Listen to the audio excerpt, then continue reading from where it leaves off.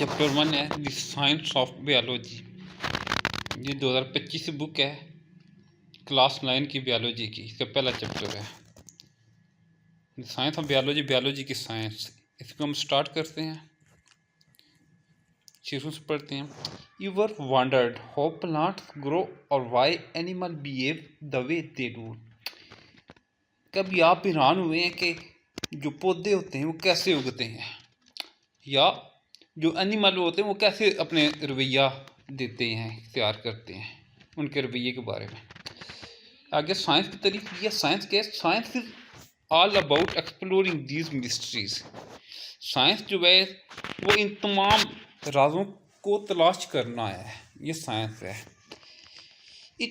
आगे साइंस के बारे में बताते हैं। It is a systematic way of studying the natural world through observation and experimentation. ये एक सिस्टमैटिक वे है, सिस्टमैटिक यानी कि एक तरतीब दिया हुआ तरीका है जिसमें हम स्टडी करते हैं नेचुरल वर्ल्ड को, यानी कि कुदरती जो दुनिया, हमारे इर्द की जो दुनिया है, कुदरत की तरफ से बनी हुई है। Through observation and experimentation. Observation क्या होता है? किसी चीज़ को देखना, मुशाहिदा करना, और एक्सपेरिमेंटेशन तजर्बात, यानी तजर्बात से और मुशाहिदात से हम स्टडिंग करते हैं कुदरती दुनिया को।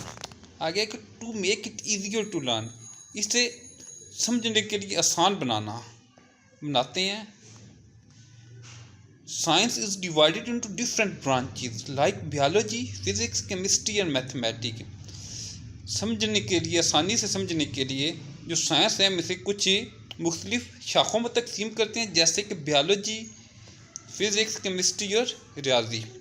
इन दिस चैप्टर, इस बाब में, we will divide into the fascinating world of biology that the study of living thing. इस बाब में हम जो बायोलॉजी की एक मशहूर कुन दुनिया है, हैरान कर देने वाली, फैसिनेटिंग होता है हैरान कर देने वाली दुनिया, उसमें हम स्टडी क्या करेंगे? उसमें हम जानदारों को स्टडी करेंगे, जानदार अशिया को स्टडी करेंगे। लिविंग थिंग्स होता है जानदार अशिया।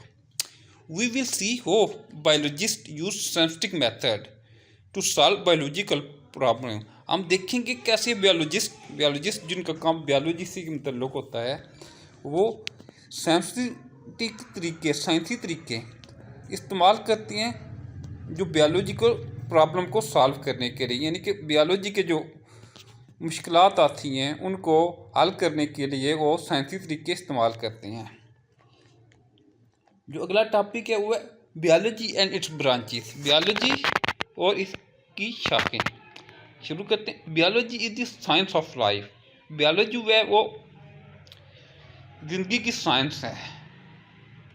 The word biology comes from two Greek words. जो बायोलॉजी है दो अल्फाज पर मुश्तमिल है, दो यूनानी अल्फाज से मिलकर बनी है या आई है। वर्ड कौन से हैं? पहला है बायोस, बायोस का मतलब लाइफ, और दूसरा है लोगोस, लोगोस का मतलब स्टडी यानी मुताला करना।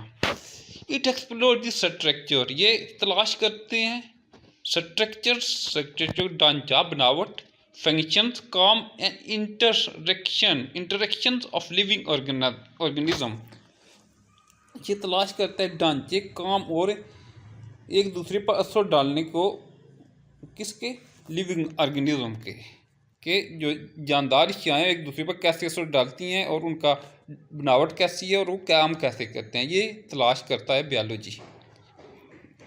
अंडरस्टैंडिंग बायोलॉजी, बायोलॉजी को समझने के लिए, समझते हुए, हेल्प अस टू एड्रेस होता है किसी चीज़ का खिताब करना, बयान करना। हेल्प अस टू एड्रेस, बयान करने के काबिल बनाता है, बयान करता है, मदद करता है। इश्यूज़ होते हैं जो मसले मसाइल हैं, रिलेटेड टू हेल्थ, सेहत के मतलब मसाइल, फूड जो खुराक होती है, एंड एनवायरनमेंट और माहौल के मतलब जो होते हैं मसाइल, उनको बयान करने में हमारी मदद करती है बायोलॉजी। बायोलॉजी की समझते हुए हम इनको अच्छे तरीके से मुश्किलात को बयान कर सकते हैं। आगे बायोलॉजी हमें ऑफर देती है, तजवीज़ करती है ये फैसिनेटिंग जर्नी, हैरान कुन जर्नी, मशहूर कुन जर्नी, जिसे हम देख के हैरान परेशान हो जाएं। जर्नी ऑफ डिस्कवरी, दरियाफ्त का एक सफ़र है। From the microscope microscopic world. Microscopic world तो जो जानदार खूरबीन से जो दुनिया नज़र आती है, जो बैक्टीरिया की दुनिया है, वायरस की दुनिया है, और भी बहुत छोटे जो खूरबीन से नज़र आने वाले जानदार हैं उनके नाम। To the vast of sea ecosystem of our planet.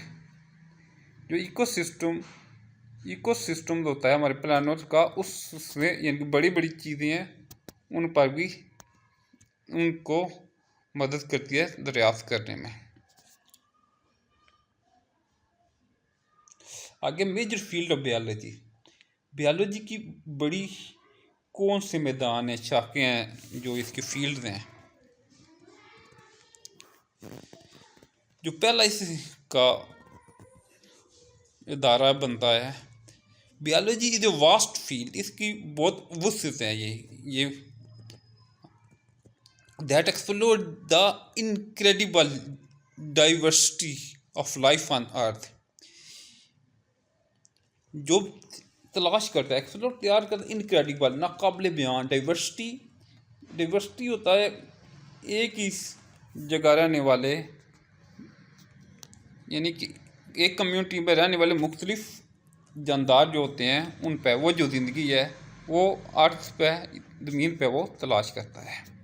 To better understand this complexity, इससे पेचीदगी को अच्छे तरीके से समझने के लिए सेंसिटिव एज डिवाइडेड, साइंसदान तकसीम कर चुके हैं बायोलॉजी इनटू 3 मेन फील्ड। उसे 3 बड़ी शाखों में, 3 बड़े मैदानों में तकसीम कर चुके हैं।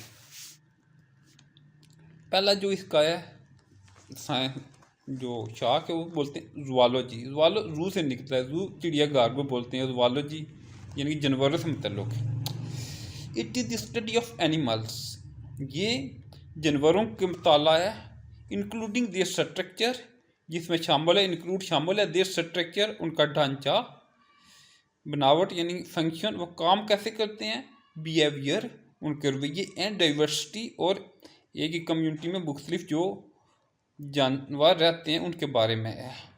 बोटनी क्या होती है, it is study of plant, ये पौधों के, नबातात के मुताले के मतलब, इंक्लूडिंग दियर स्ट्रक्चर, उनका ढांचा, ग्रोथ, वो कैसे बढ़ती है, रिप्रोडक्शन, वो कैसे अपने जैसे जानदार पैदा करते हैं, इंट्रैक्शन विद देयर इन्वायरमेंट, अपने माहौल के साथ कैसे मुताबिक रखते हैं, एक दूसरे पास माहौल पर कैसे असर अंदाज होते हैं। अगला जो टॉपिक है वो है माइक्रोबायोलॉजी।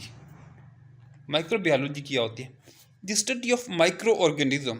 माइक्रो ऑर्गेनिज्म क्या होते हैं, जो बहुत ही छोटी चीज़ें होती हैं, जो हमें सिर्फ खुर्दीन से नज़र आती हैं, आम आँख से देख नहीं सकते, उसे बोलते हैं माइक्रो ऑर्गेनिज्म। माइक्रो छोटे, ऑर्गेनिज्म जानदार, सच एज बैक्टीरिया, जैसे bacteria, and microscopic fungi is called microbiology, जैसे और खुर्दबीन से नज़र आने वाली फंजाई, इसे माइक्रोबायोलॉजी कहते हैं। इट इंक्लूड, इसमें शामिल है the study of the structure, उनके ढांचे का मुताला, फंक्शन, वो जैसे वो काम करते हैं, habits and reproduction of micro organism and there impact on health and environment, और उनकी काम, उनकी रिप्रोडक्शन यानी अपने जैसे जानदार पैदा करना, माइक्रो ऑर्गेनिज्म का छोटे खुर्दबीनी जानदारों का, there impact on health and environment, और उनका असर सेहत और माहौल पर क्या होता है। आगे ब्रांचेज और सब फील्ड ऑफ बायोलॉजी। ब्रांचेज और सब फील्ड जो से छोटे हिस्से हैं बायोलॉजी के, वो biology is divided into different branches to better understand the aspect of life। Biology को हमें तकसीम किया है मुख्तलिफ शाखों में, ताकि ज़िंदगी के मुख्तलिफ पहलुओं को हम अच्छे तरीके से समझ सकें। ज़िंदगी के तमाम पहलुओं को, जो पहलू हैं उसके मुख्तलिफ पहलू हैं ज़िंदगी के, उनको समझ सकें। पहला जो है मोर्फोलॉजी। मोर्फोलॉजी क्या होती है, morphology study of the form and structure of organism. ये स्टडी है इकसाम की और बनावट की, ऑर्गेनिज्म की, जानदारों की इकसाम और उनकी बनावट की वो किस तरह बने होते हैं उसकी स्टडी को मॉर्फोलॉजी कहते हैं। Morphology study the outward appearance, कि ज़ाहिरी शक्ल है वो कैसी होती है, ये इसमें स्टडी करती है मॉर्फोलॉजी में। जैसे शेप हो गया, कलर, उसकी शक्ल कैसी है, कलर कैसा, पैटर्न है, किस तरह का बना हुआ है।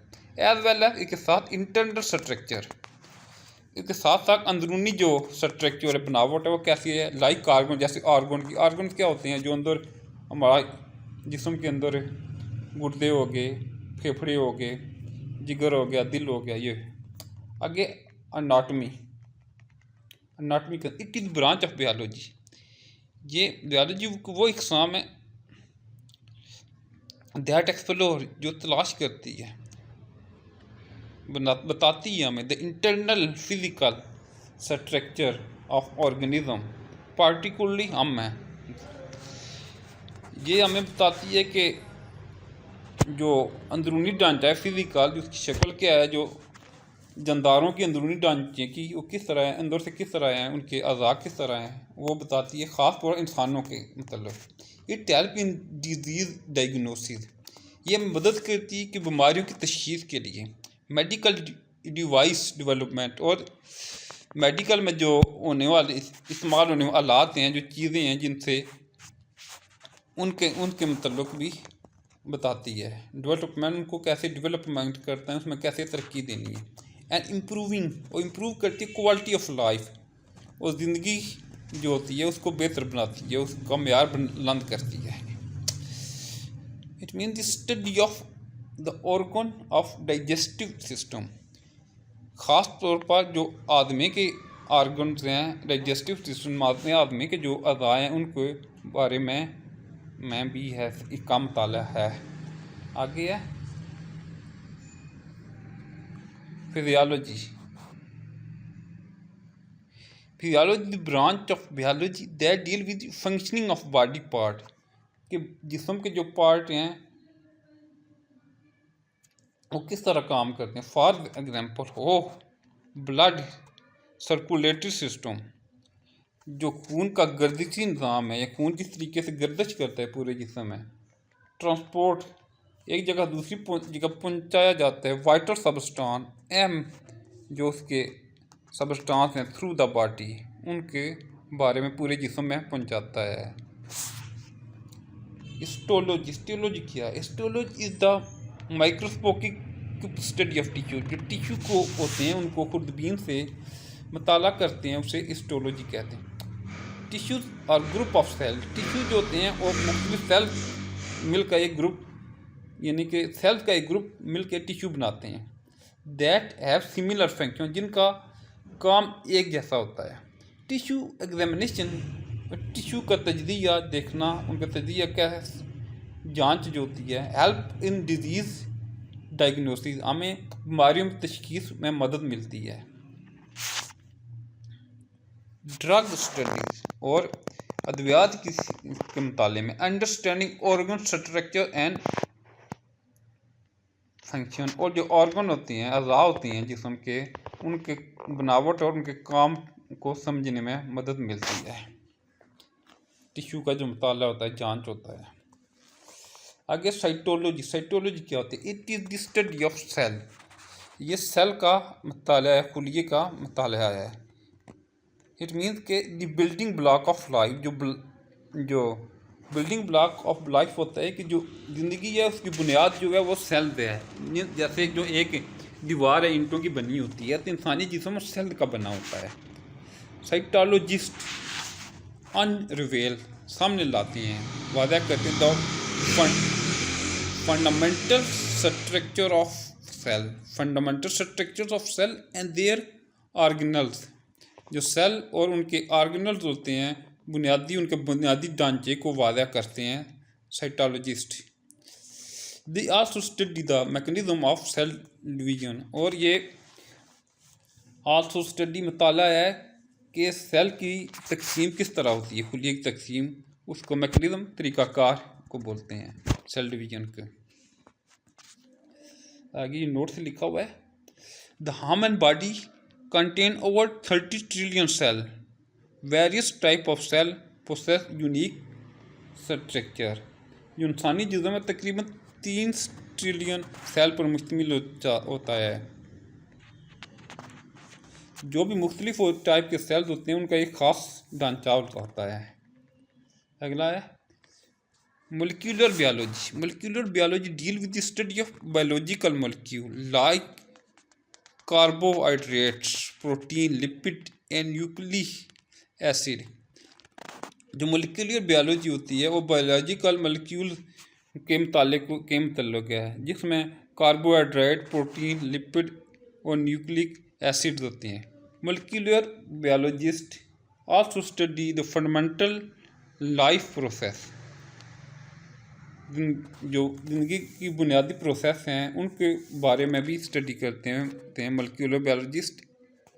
डेवलप ड्रग, जो अद्वियात तैयार करते हैं, और क्रिएट जेनेटिकली मॉडिफाइड ऑर्गेनिज्म, और क्रिएट पैदा करते हैं जीनियाती तौर पर मॉडिफाइड ऑर्गेनिज्म। जो जीन्स होते हैं उनको मॉडिफिकेशन, उनको जदीद तरीके से बना के जानवरों के या जानदारों के, उसके बारे में ये है मोलिकुलर बायोलॉजी।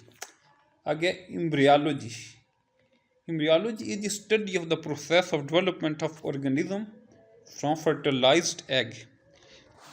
एम्ब्रियोलॉजी होती है, ये डेवलपमेंट होती है, तरक्की होती है ऑफ ऑर्गेनिज्म, किसी इंसान जानदार का बनना कहाँ से, फर्टिलाइज एग से, एक एग से बनना इसे कहते हैं। यानी कि बच्चे बनने से पहले जो काम होता है, एग होता है, इंसानी शक्ल में आता है, उससे पहले जो काम होता है उसे एम्ब्री बोलते हैं, embryology. In this branch scientist study करते हैं tissues and organ formation.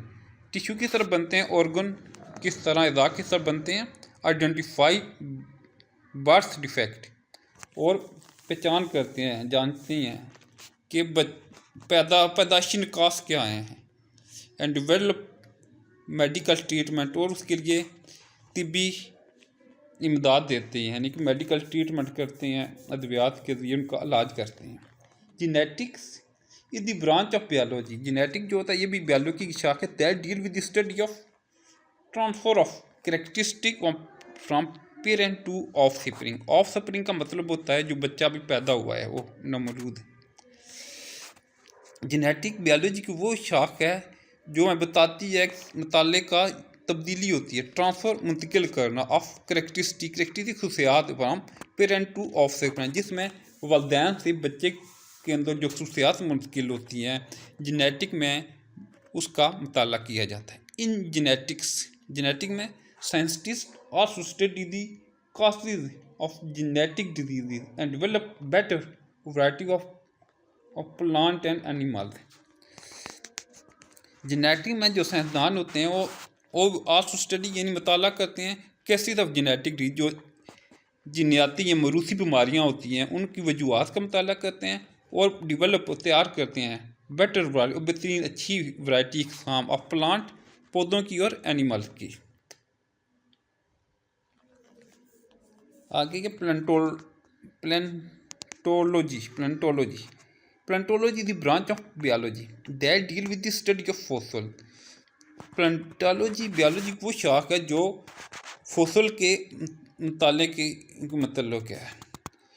The examination जांच करते हैं ऑफ फॉसिल हेल्प साइंटिस्ट, जो साइंसदानों को मदद देती है to know the evolutionary history of organism. जो फॉसिल्स हैं उनकी जांच जो होती है उस साइंसदानों को मदद करती है ये जानने के लिए कि जो जानदार हैं उनकी एवोल्यूशनरी हिस्ट्री, मतलब कि वो उनको बितरतीब उसमें क्या तब्दीलियाँ हुई, आस्ता आस्ता बढ़ने में तब्दीलियाँ होती हैं, उसमें ज़िंदगी में क्या तब्दीली होती हैं, ये इवोल्यूशनरी होता है। ये कोई चीज़ आस्ता आस्ता वो पजीर हो। फॉर एग्जाम्पल डायनासोर फॉसिल, ये डायनासोर की जो वाक़यात हैं प्रोवाइड एविडेंस, हमें सबूत देती हैं ऑफ जेंट रेप्टाइल, कि वो बहुत बड़ा जेंट होता है, बहुत बड़ा रेप्टाइल डिंगने वाली चीज़, दैट रोम्ड जो घूमते रहे हैं अर्थ में, ज़मीन पर million of year go, million हज़ारों साल पहले या लाखों साल पहले ज़मीन पर घूमते रहे हैं। फॉसिल क्या होते हैं? Fossil are the remains of plant and animal that were preserved in rocks and other geological formation। Fossil वो होती हैं जो बाक़ियात होती हैं पौधों की और जानवरों की जो महफूज हो जाती हैं चट्टानों में और दूसरी ज़मीन की चीज़ों में जियोलॉजिकल फॉर्मेशन बनी होती हैं। Oldest non fossil is cyanobacterium. Cyanobacterium है जो सबसे ज़्यादा ओल्ड है, एस्टिमेटेड टू 3 बिलियन ईयर गो, यानी कि 3.5 बिलियन साल पहले की है। टेक्सोनोमी क्या होती है? Taxonomy is the branch of biology that deal with the classification, दर्जाबंदी करती है of organism into group of the basis of similarities and differences. जो टेक्सोनोमी है ये साइंस बायोलॉजी की वो शाख है जिसमें मुख्तलिफ जानदारों को उनकी एक जैसी यानी और मुख्तलिफ खसूसियात की बुनियाद पर तकसीम किया जाता है, दर्जाबंदी की जाती है, यानी उसमें क्या एक जैसी चीज़ें और क्या मुख्तलिफ चीज़ें हैं। क्लासिफिकेशन ऑफ ऑर्गेनिज्म, जानदारों की ये दर्जाबंदी हेल्प अस टू ऑर्गेनाइज, जो मदद के टू ऑर्गेनाइज को तरतीब दें, अंडरस्टैंड करें, समझें the diversity of life. Diversity of life का मतलब होता है कि किसी मखसूस इलाके में मुख्तलिफ जानवर रहते हैं, उनकी ज़िंदगी आइडेंटिफाई और पहचान करें न्यू स्पीसीज और नई स्पीसीज को, एंड स्टडी इवोल्यूशनरी रिलेशनशिप, और मताला करें इवोल्यूशनरी रिलेशनशिप का, यानी कि जीव जो आस्ता आस्ता उनके दरमियान जो तल्लुक़ पैदा होता है उसका मताला करते हैं। न्यू स्पीसीज तो होता है नई कुछ इकसाम, नई इकसाम। आगे इकोलॉजी, इकोलॉजी क्या होती है? Ecology is the branch of biology. Ecology ये भी बायोलॉजी की शाख है that deal with the relationship between organism and their environment. ये बायोलॉजी की वो शाख है जो एक तल्लुक़ बताती है, जिस तल्लुक़ रिलेशनशिप होता है, तल्लुक़ बिटवीन किसके बारे में, जानदारों और मोलके, उनके मोलके के दरमियान जो तल्लुक़ पैदा होता है उसे हम इकोलॉजी कहते हैं।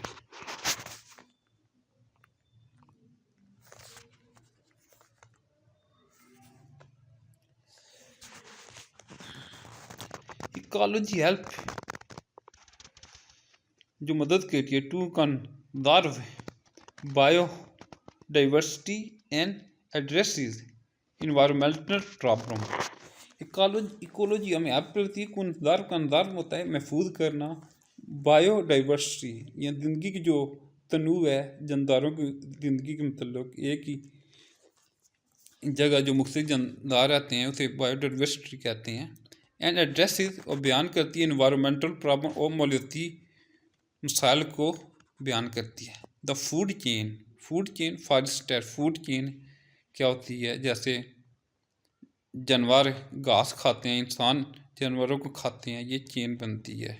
इलिस्ट्रेट फॉर इंस्टेंट होता है एग्जाम्पल के तौर पर, इलिस्ट्रेट वादा करता है द इंटरकनेक्टेडनेस, एक दूसरे के साथ जुड़े रहना ऑफ ऑर्गेनिज्म, जानदारों के एक दूसरे के साथ जुड़े रहना, फॉर एनर्जी एंड न्यूट्रिएंट, जो किसके लिए है?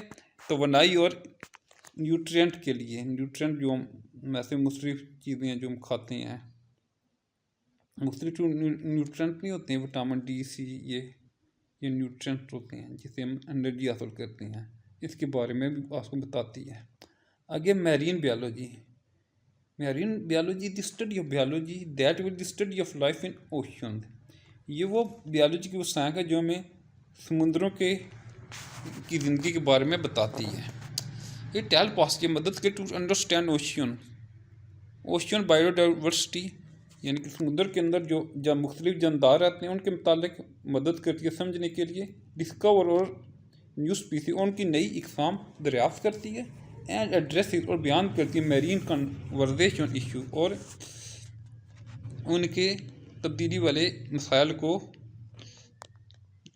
बयान करती है।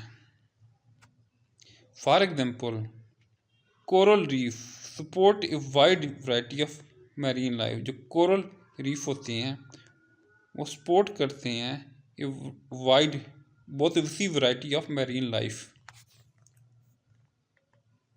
आगे pathology. Pathology is the study of disease, ये बीमारियों का मुताला है। पैथोलॉजी देयर केसेस और उनकी वजूहत एंड इफेक्ट और उनके असरात। पैथोलॉजी हेल्प हमें मदद करती है इन डिजीज़ डायग्नोसिस, बीमारियों की तशख़ीस में मदद करती है। प्रिवेंशन, बीमारी से बचाती है। और ट्रीटमेंट और उनका इलाज करती है। फॉर एग्जांपल, मिसाल के तौर पर पैथोलॉजिस्ट जो होते हैं स्टडीज़ मुताला करते हैं, वो uncontrolled division and spread of cell cases cancer के अनकंट्रोल्ड डिवीजन, यानी कि जो जिसको हम काबू नहीं कर सकते वो तकसीम है सेल की। और स्प्रेड ऑफ सेल, और जो सेल जो फैल जाती हैं केसेस कैंसर, वो कैंसर की वजूहत होती हैं। कैंसर की वजूहत है कि कोई सेल जो डिवीजन है उसकी डिवीजन डिवाइड होते रहते हैं, कंट्रोल नहीं होते, तो फैलते रहते हैं, तो वो कैंसर का सबब बनते हैं। आगे इम्यूनोलॉजी, इम्यून सिस्टम से निकला यानी कि हमारी क़ुव्वत मुदाफ़त। इम्यूनोलॉजी इज द ब्रांच, ये वो ब्रांच है, वो शाख इन विच वी स्टडी, हम स्टडी करते हैं the component of immune system and their role against the. जो क़ुव्वत मुदाफ़ती निज़ाम है उसके क्या अज्ज़ा हैं और उनका रोल जो है जो बीमारियों के ख़िलाफ़ है उसको हम स्टडी करते हैं। इम्यूनोलॉजिस्ट जो है इम्यूनोलॉजी में जिन्होंने स्टडी की है वो है स्टडी मुताला करते हैं, टू डेवलप तैयार करती हैं वैक्सीन तैयार करते हैं, ट्रीट ऑटो इम्यून डिजीज़, उनको बीमारियों का इलाज करते हैं, एंड इम्प्रूव करते हैं, यानी तरक्की देते हैं, बेहतर करते हैं किसी चीज़ को। इम्यून जो मुदाफ़ती निज़ाम रिस्पॉन्ड टू इन्फेक्शन, उसे बेहतर करते हैं मुदाफ़ती निज़ाम को बीमारियों, इन्फेक्शन, जो भी हमें कोई मसला हो जाए, बीमारी पैदा हो जाती है, उसके ख़िलाफ़ उस इम्यून सिस्टम को, मुदाफ़ती निज़ाम को मजबूत करते हैं। फार्माकोलॉजी क्या होती है? फार्माकोलॉजी इज द ब्रांच, वो ब्रांच है, ये वो शाख इन विच जिसमें वी स्टडी ड्रग, जहाँ हम अद्वियात और their effect on the body, और जहाँ जिसमें हम अद्वियात उनके जिस्म पर असरात का मुताला करते हैं। दिस हेल्प, ये हमारी मदद करती है in the development of new drug, ये हमें नई अद्वियात के तैयार करने में मदद करती है। फॉर एग्जांपल, मिसाल के तौर पर न्यू एंटीबायोटिक, जो नए एंटीबायोटिक्स हैं आर डेवलप, वो तैयार की जाते हैं, that are use to kill bacteria, जो बैक्टीरिया को किल करती हैं, एंड ट्रीट बैक्टीरियल इन्फेक्शन, और बैक्टीरियल इन्फेक्शन का इलाज करते हैं। मिसाल के तौर पर जो एंटीबायोटिक हैं वो जो तैयार किए जाते हैं वो बैक्टीरिया को मारने का इलाज करते हैं, और जो उसका जो बीमारी पैदा होती है बैक्टीरिया को, उसका भी इलाज करते हैं। These are just a few of many branches of biology. ये बायोलॉजी की कुछ शाखें हैं जो मैंने बयान की हैं, बहुत सी शाखों में से ये कुछ शाखें हमने बयान की हैं। Each branch offer unique insight into fascinating world of life, हर जो ब्रांच है वो हमें बताती है कि एक यूनिक इंसाइट देखने के लिए चीज़ है जो फैसिनेटिंग, मैसूर कुन, हैरान कुन दुनिया है ऑफ लाइफ है। कंट्रीब्यूटिंग, जो मदद करती है टू आवर अंडरस्टैंडिंग, हम समझने के लिए, दी कम्प्लेक्सिटी पेचीदगी and beauty of our planet, और हमारे जो ज़मीन है स्यारा, इसकी खूबसूरती को समझने में मदद देती है या मदद करती है। आगे relationship of biology with other sciences, biology का दूसरे साइंस से तल्लुक़। Biology is closely linked with natural science such as chemistry, physics and art science. जो बायोलॉजी का बहुत करीब जो तल्लुक़ है दूसरी कुदरती साइंसों से, नेचुरल साइंस जैसे कि केमिस्ट्री हो गई, फिज़िक्स हो गई, और आर्ट साइंस और ज़मीन की जो साइंस हैं। दीज कनेक्शन, ये जो तल्लुक़ है, हेल्प अस अंडरस्टैंड, हमें मदद करता है क्या समझेंगे, लाइफ प्रोसेस, ज़िंदगी का प्रोसेस तरीका, इन्वायरमेंटल इंटरेक्शन, माहौलियाती असरात एक दूसरे पर जो असर डालते हैं माहौल पर, and complexity of living organism, और जो पेचीदगियाँ होती हैं जानदारों की उनके बारे में बताती है, तल्लुक़ को समझने में मदद देती है। The following are few example, नीचे कुछ मिसालें दी गई हैं ऑफ वो बायोलॉजी कि कैसे biology is connected with other science, कि बायोलॉजी कैसे दूसरी साइंस से जुड़ी हुई है। देखते हैं जो पहला आया हुआ है बायोकेमिस्ट्री। बायोकेमिस्ट्री क्या है? Biochemistry is the study of structure and reaction of different chemical substance present in living organism. जो बायोकेमिस्ट्री है वो मुताला है स्ट्रक्चर का, ढांचे का और रिएक्शन का जो रद्द-ए-अमल होते हैं, इनमें अमल होते हैं अब मुख्तलिफ केमिकल सबस्टांसें के जो इंसानी जिस्म में जो जिंदा अंजामों में पाए जाते हैं। The study of chemical reaction, जो केमिकल रिएक्शन का मुताला है of photosynthesis and respiration are example of biochemistry. जो फोटोसिंथेसिस होती है कि कोई भी पौधे रोशनी की मौजूदगी में अपनी खुराक तैयार करते हैं, और रिस्पिरेशन और जो गैसों का तबादला होता है जैसे सांस लेते हैं, वो भी बायोकेमिस्ट्री की मिसालें हैं। आगे बायोफिजिक्स। बायोफिजिक्स क्या होती है? It deal with the study of principle of physics. ये फिजिक्स के असूलों को बयान करने का मुताला है विच अप्लाई, जो लागू होते हैं टू बायोलॉजिकल प्रोसेस, जो बायोलॉजिकल प्रोसेस अमलों पर अप्लाई होते हैं। फॉर एग्जांपल इन बायोफिजिक्स में we study rules of lever and motion.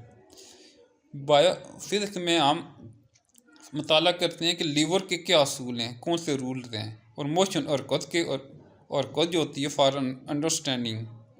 Motion और लीवर जैसे होते हैं, किसी भारी चीज़ को हम उठाने के लिए कोई लीवर इस्तेमाल करते हैं, वो वाला liver.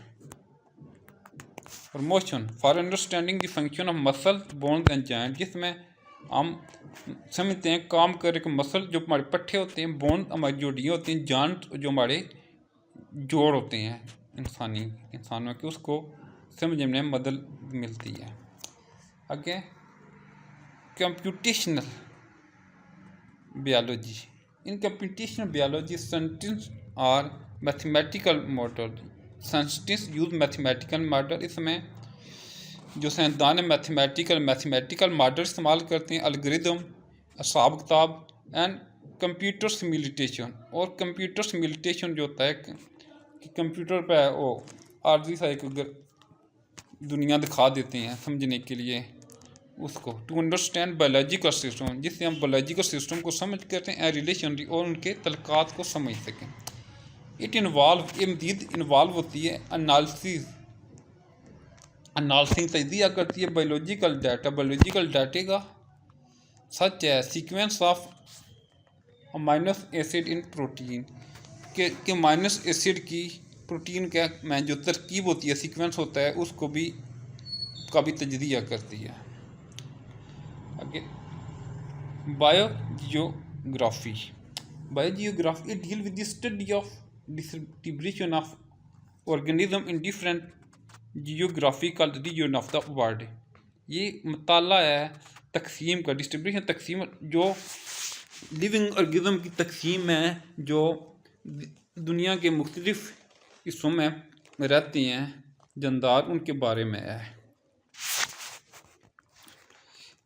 The influence of climate, जो माहौल है, क्लाइमेट चेंज जो माहौलियाती तब्दीली है, उसका जो तल्लुक़ है on the distribution of organism, वो भी ऑर्गेनिज्म जो जानदार हैं उनकी डिस्ट्रीब्यूशन के पर असरअंदाज होता है।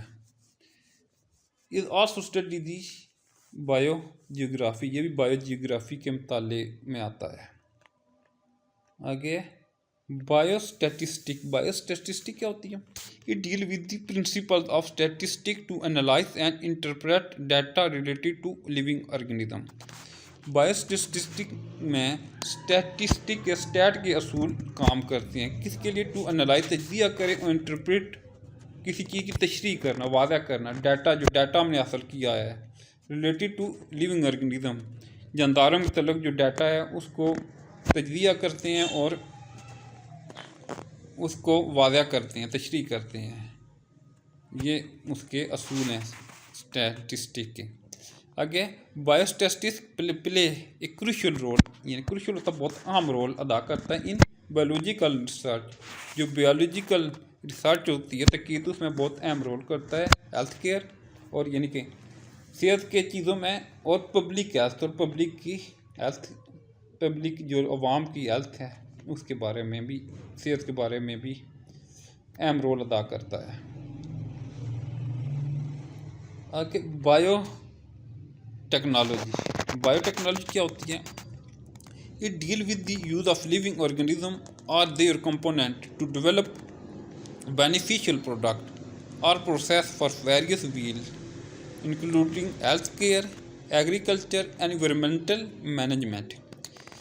ये जो बायोटेक्नोलॉजी होती है इसमें हम इस्तेमाल करते हैं जंदार शाह को और उनके कुछ हिस्सों को, कंपोनेंट जो बना सकें बेनिफिशियल प्रोडक्ट, जो हमारे फ़ायदे की चीज़ें हैं, प्रोडक्ट होती हैं फ़ायदे की चीज़ें, बेनिफिशियल फ़ायदे वाली प्रोडक्ट चीज़ें बना सकें। और प्रोसेस को एक अमल होता है, प्रोसेस होता है फॉर वेरियस फील्ड, जो मुख्तलिफ फील्ड में होता है, इंक्लूडिंग जिसमें शामिल हेल्थ केयर है, सेहत की चीज़ें केयर करने के लिए सेहत वाली चीज़ें बनाते हैं, सेहत के मतलब जो होती हैं, एग्रीकल्चर ज़राअत और इन्वायरमेंटल मैनेजमेंट, और जो मालियाती मैनेजमेंट होता है उसके बारे में।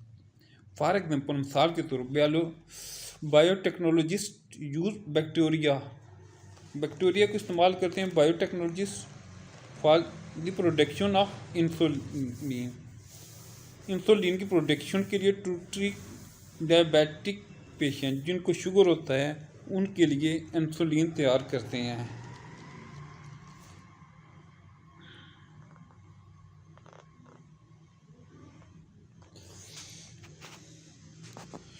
बायो इकोनॉमिक्स क्या होते हैं?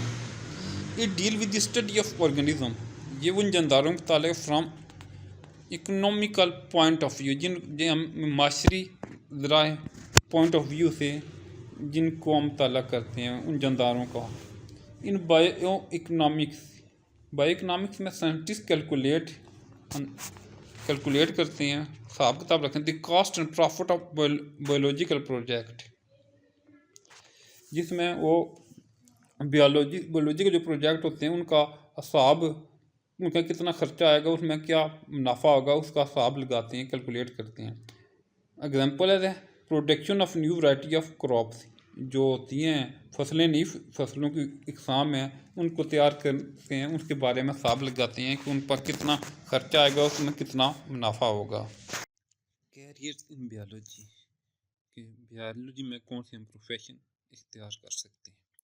The students of biology get a comprehension of various phenomena of life। जो बायोलॉजी के स्टूडेंट हैं वो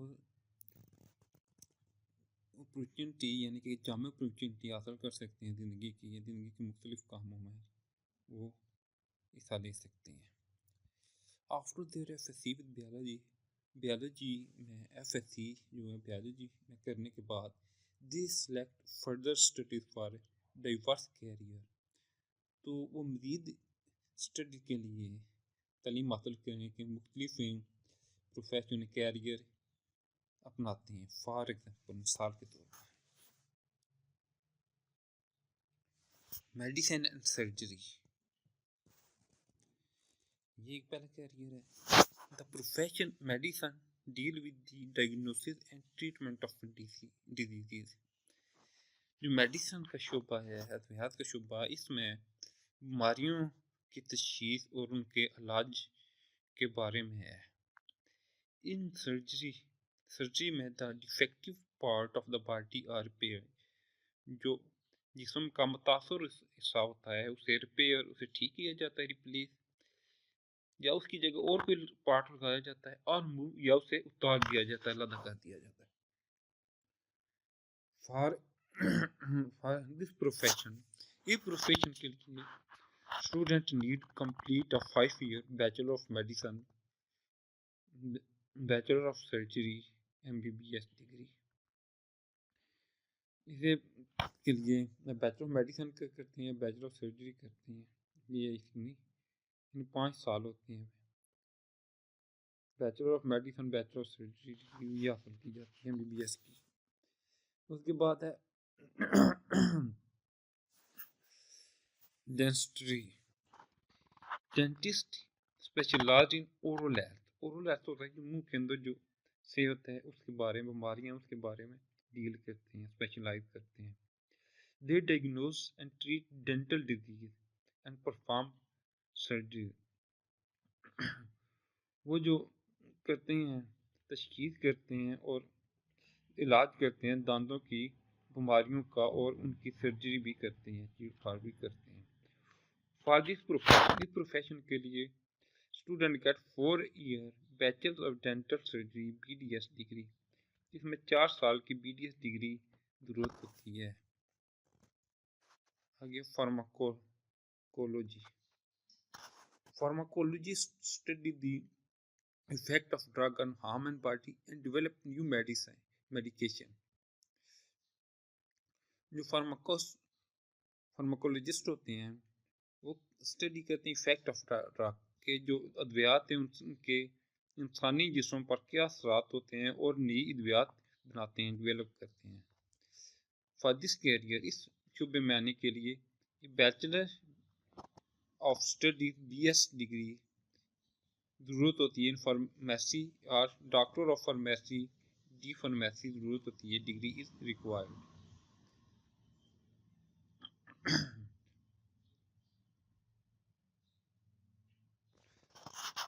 physiotherapy. In this therapy that is used to restore movement and physical function of body that have been impaired by disease or injury। इसमें जिस्म की movement जो होती है, हरकत होती है, उसको दोबारा बहाल किया जाता है जो चलने के काबिल नहीं होते किसी वजह से, और फिजिकल फंक्शन यानी कि फिजी तौर पर जो काम होता है बॉडी का, उसको ठीक किया जाता है जो बीमारी की वजह से या इंजरी की वजह से ख़राब हो जाते हैं। फिजियोथेरेपिस्ट यूज फिजिकल एक्सरसाइज, जो फिजिकल जिस्मानी एक्सरसाइज कराते हैं, मश्क कराते हैं, एंड फिजिकल मोडिलिटीज, फिजिकल मोडिलिटी सच है मसाज, जैसे जिस्म पर मसाज करते हैं, मालिश करते हैं। To improve patient physical movement, यानी कि पेशेंट को जो चलना होता है, आगे पीछे हरकत करनी होती है, उसको इम्प्रूव करते हैं, उसे बेहतर करते हैं।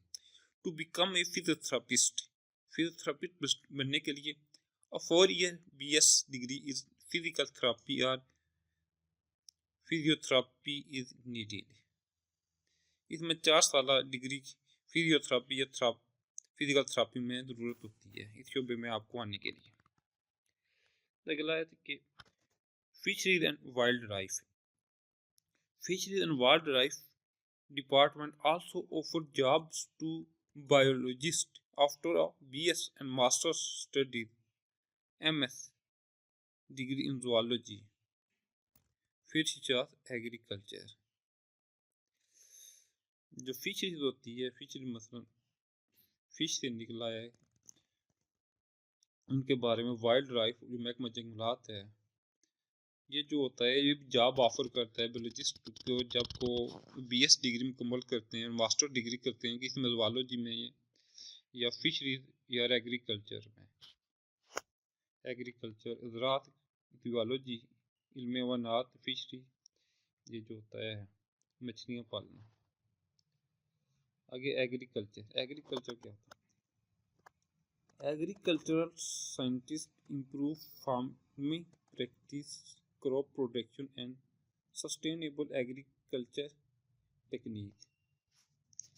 जो एग्रीकल्चर साइंटिस्ट होते हैं, साइंसदान होते हैं, जिन्हें एग्रीकल्चर में अपनी डिग्री हासिल की थी, इम्प्रूव करते फार्मिंग प्रैक्टिस, ये जो फार्म बनाते हैं मुख्तलिफ, जैसे जानवरों को हो गए, पौधों के हो गए, सब्जियों के, मुख्तलिफ फसलों के, वो उनकी बनाते हैं। क्रॉप प्रोडक्शन, जो फसलें उनकी पैदावार बेहतर करते हैं, एंड सस्टेनेबल एग्रीकल्चर टेक्निक, और अच्छी बरकरार रहने वाली दरी तकनीक पैदा करते हैं, बेहतर करते हैं।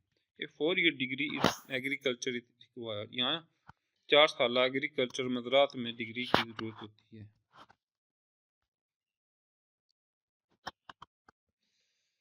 अगला है एनिमल हस्बेंड्री। ये क्या होता है? दिस फील्ड, ये फील्ड इन्वॉल्व होती है breeding and caring for life stock. Breeding होता है यानी कि उनकी पैदावार को बढ़ाना जानवरों की, और caring the life stock to prove their quality and productivity. Breeding होता है नए बच्चे पैदा करना जानवरों के, और केयर करना लाइफ स्टॉक होती है जैसे दूध है, गोश्त जो जानवरों का होता है उसमें। क्वालिटी एंड प्रोडक्ट, उनकी क्वालिटी म्यार बेहतर करते हैं, उनकी पैदावार को बेहतर करते हैं। फॉरेस्ट स्टूडेंट कैन परस्यू इनके जा सकते हैं 4 ईयर BS डिग्री, 4 साल 20 डिग्री इन एनिमल हस्बेंड्री, जानवरों की हस्बेंड्री में। आगे हॉर्टिकल्चर। हॉर्टिकल्चर क्या होता है? हॉर्टिकल्चरिस्ट कल्टीवेट होते हैं, काश्त करते हैं fruit, vegetable, flower and ornamental plant. Ornamental plant जो होते हैं पौधे आराश के लिए जो बनाते हैं, तरीन आराश के लिए वो पौधे। जहाँ हॉर्टिकल्चर जो होते हैं वो फ्रूट फल काश्त करते हैं, सब्जियां काश्त करते हैं, पौधे फूल काश्त करते हैं, फूलों वाले प्लांट और सजावट वाले प्लांट ये होते हैं, पौधे बनाते काश्त करते हैं। 4 year 20 degree in horticulture is required for it. यहाँ 4 साल डिग्री हॉर्टिकल्चर में रिक्वायर्ड होती है इस शोबे में आने के लिए। आगे फॉरेस्ट्री। फॉरेस्ट्री की होती है जंगलात, फॉरेस्ट से निकला है। Forester manage and conserve forest and wildlife. जो फॉरेस्टर होते हैं महकमा जंगलात वाले होते हैं, वो मैनेज करते हैं, तरतीब देते हैं, कन्वर्स को हिफाजत करते हैं जंगलात की और जंगली हयात की, जैसे परिंदे हो गए। फॉर दिस प्रोफेशन, इस शोबे में आने के लिए 4 year 20 degree in forestry is necessary. इसमें 4 साल डिग्री फॉरेस्ट्री में ज़रूरत होती है। फार्मिंग, ये क्या होता है? The professional of farming prepare farm. जो इसमें प्रोफेशनल होते हैं वो फार्म बनाते हैं। कौन से farm? Animal farm, poultry farm, fruit farm. Animal farm जो होते हैं जिसमें जानवरों को पालते हैं, जानवर रखते हैं। पोल्ट्री फार्म जो मुर्गियाँ पालते हैं, और फ्रूट फार्म जब फ्रूटों के फार्म बनाते हैं। इन सच फार्म, इस फार्म में दे ग्रो क्रॉप्स, वो फसलों की को उगाते हैं। राइज एनिमल फॉर फूड, और जानवरों को पालते हैं खुराक के लिए। एंड अदर प्रोडक्ट, और दूसरी चीज़ें बनाते हैं। 4 ईयर डिग्री, 4 साल डिग्री इन एग्रीकल्चर, एक 4 साल डिग्री इसमें ज़रूरत होती है। स्पेसिफिक फार्मिंग कोर्स, और मखसूस फार्मिंग कोर्स होते हैं रिक्वायर्ड फॉर दिस प्रोफेशन, इस प्रोफेशन में आने के लिए। अगला है बायोटेक्नोलॉजी। बायोटेक्नोलॉजी क्या होती है? बायोटेक्नोलॉजिस्ट और biological process to develop product and technologies in medicine, agriculture and more. जो बायोटेक्नोलॉजिस्ट होते हैं वो यूज करते हैं बायोलॉजिकल प्रोसेस को टू डेवलप प्रोडक्ट, और चीज़ें तैयार करने के लिए, एंड टेक्नोलॉजी उन जदीद तरीके इन मेडिसिन, अद्वियात में, ज़राअत में, और बहुत सी दूसरी चीज़ों में भी इस्तेमाल करते हैं बायोलॉजिकल प्रोसेस को। ए 4 year degree BS degree is biotechnology is required what this. इस प्रोफेशन में आने के लिए आपको BS की डिग्री जो बायोटेक्नोलॉजी में हासिल करेंगे वो ज़रूरत होती है। आगे है forensics. Forensic science analysis physical evidence from crime seen in criminal investigation. जो फोरेंसिक होते हैं साइंसदान, वो किसी भी जगह पर जो जुर्म हुआ होता है उसके सबूत इकट्ठे करने के लिए तजजिया करते हैं। क्राइम सीन पर जिस जगह जुर्म हुआ होता है उस जगह जाते हैं, वहाँ से सबूत इकट्ठे करते हैं। 4 year BS degree in forensic science is needed for this. यहाँ इस शोबे में आने के लिए आपको 4 साल डिग्री चाहिए होती है फोरेंसिक साइंस में। अगला टॉपिक है Quranic instruction to reveal these study of life. Quran में ज़िंदगी की इब्तिदा के बारे में क्या हिदायत दी गई है? In the Holy Quran में there are several verses that highlight the study of life. इसमें कुछ आयत हैं जो हाईलाइट करती हैं, वादा करती हैं ज़िंदगी के मुताले को. Here are few Quranic guidelines. हमें कुछ कुरान से रमायत थी कि ये एंड इनकरेज हमें हौसला दिया कि एक्सप्लोरिंग तलाश करें और रिफ्लेक्ट वादा करें on the study of life, और स्टडी का ज़िंदगी के मुताले पर वादा किया गया है. पहला है आयत है सूरत अंबिया verse 30. We made every living thing from water. हमने आज जिंदा चीज को पानी से पैदा किया. The Quran mention in multiple verses that all living were created from water. कुरान में बहुत ज़्यादा, एक से ज़्यादा आयात में बताया गया है कि जो तमाम जिंदा चीज़ें हैं वो पानी से पैदा हुई हैं. Water is describe as a divine blessing from Allah. जो वाटर है ये अल्लाह की रहमत है, डिवाइन खुदाई रहमत है अल्लाह की तरफ से. The average water content in different organism range between 60 to 90. जो तमाम जानदार हैं उनमें जो एवरेज है पानी की वो 60 से 90%, यानी कि उनके जिस्म में 60 से 90% तक पानी पाया जाता है, वो पानी पर मुश्तमिल है. The above was hint at the common origin of all living thing in the water. जो ऊपर आयात बयान की गई वो वाज़ेह इशारा देती हैं कि तमाम चीज़ें जानदार जो हैं उनकी ओरिजिन है वो भी उनकी इब्तिदा वाटर से है, पानी से है, पानी से पैदा की गई. आगे सूरत रहमान वर्स 14. सूरह रहमान आयत 14 में बयान किया गया है he made man from clay like a Potter.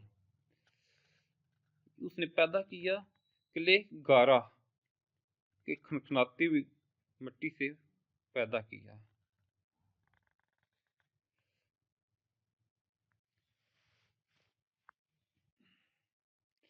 By the hint given the bath was. इन दोनों आयात में इशारा दिया we can find the event वो हम जो काम हुए हैं उनके बारे में बताया गया. That occur in the creation of अम्बन बी, जो कि इंसान की पैदाश के बारे में हैं.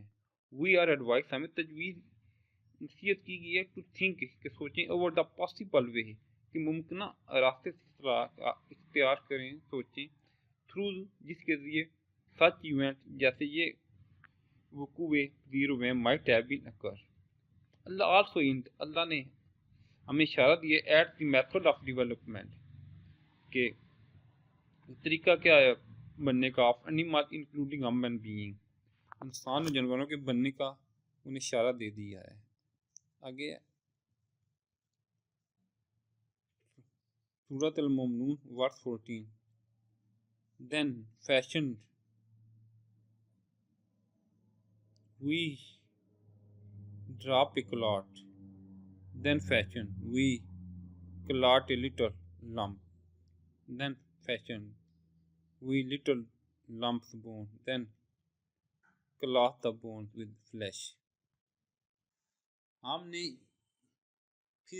इस नुतफे को खून का लोथा बढ़ाया, फिर हमने इस लोथे को गोश्त की बोटी बनाया, फिर हमने इस बोटी के बाद इसों को हड्डियां बनाया, फिर हमने हड्डियों पर गोश्त बनाया. Quran also describes the common origin of modification of animals. Allah has created every animal from water. अल्लाह ने हर चीज़ को पानी से पैदा किया. Then some of them creep up over their bellies. इनमें से कुछ अपने पेट के ऊपर रेंगते हैं. अदर वॉक ऑन टू है, कुछ 2 टांगों पर चलते. अदर ऑन 4, कुछ 4 टांगों पर. Allah create what he place. Allah जो चाहता है पैदा करता है. श्योरली बेशक Allah is most capable of everything. बेशक अल्लाह हर चीज़ पर कादर है. सूरह नूर verse 45. This verse explains that Allah created life early life in water.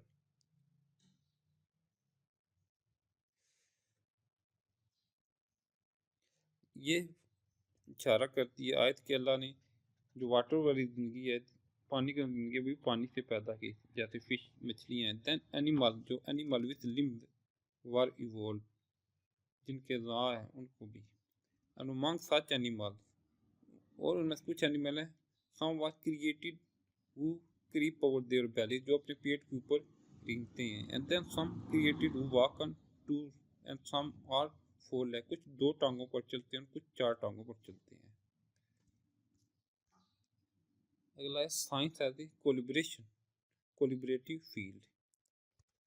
Science is a collaborative field in which research for various disciplines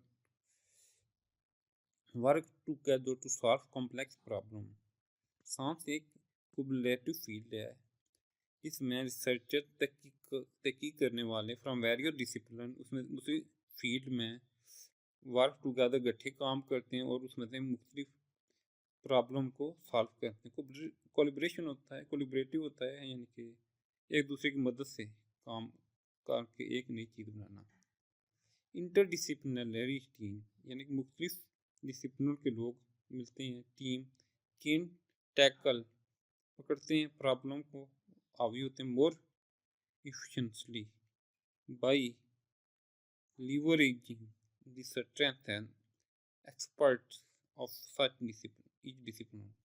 वो जो हर शुबे में महारत हासिल करते हैं वो इस प्रॉब्लम पर टैकल कर लेते हैं, काबू पा लेते हैं। It often lead to quicker and sustainable solution, ये एक जल्दी हमें उसका हल मिलता है और बरकरार सस्टेनेबल, यानी कि हमेशा रहने वाला है, वो हल मिलता है। लेट्स डिस्कस, हम डिस्कस करते हैं फ्यू एग्जांपल, कुछ example of interdisciplinary collaboration in science के। इंटरडिसिप्लिनरी कोलैबोरेशन होती है जो एक दूसरे की मदद के जरिए जो काम होते हैं, उसकी कुछ मिसालें हैं। Human genome project, human genome project aimed, इसका मकसद टू सीक्वेंस, एक तरतीब मैप, एक नक्शा बनाए द इंटायर ह्यूमन जीनोम, पूरे जिस्म का। This project was completed in 2003, इस प्रोजेक्ट को 2003 में मुकम्मल किया गया। It involves researcher from various discipline, इसमें जो रिसर्चर में मुख्तलिफ शोबा से तल्लुक़ रखते थे, इंक्लूडिंग जिसमें शामिल थे मोलिकुलर बायोलॉजी वाले, जेनेटिक जीन्स वाले, इंफॉर्मेटिक एंड कंप्यूटर साइंस वाले, और कंप्यूटर साइंस इंफॉर्मेटिक्स वाले। आगे क्लाइमेट चेंज रिसर्च, जो क्लाइमेट होती है, ये मौसमियाती तब्दीलियाँ होती हैं, इसकी जो रिसर्च है इसके बारे में है। Climate change require collaboration of many discipline, जो होता है मौसमियाती तब्दीली होती है, इसमें भी मुख्तलिफ डिसिप्लिन वाले लोग आपस में मिलकर काम करते हैं।